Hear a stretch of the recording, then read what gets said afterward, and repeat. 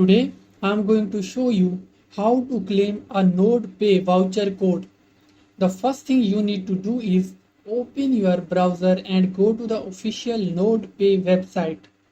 Sign into your account, and once you are logged in, make sure your account is verified. To do this, click on your profile icon at the top right corner of the page. If you see a verification icon next to your profile, that means your account is verified. To claim your voucher, click on the Claim Voucher option. A new window will pop up. Just paste your voucher code into the box and click the Claim Voucher button. After that, head back to the home page and scroll down.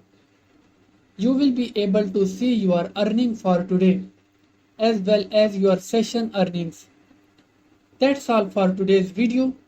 If you found this video helpful, please don't forget to like, share and subscribe to our channel for more informative videos. Until next time, goodbye.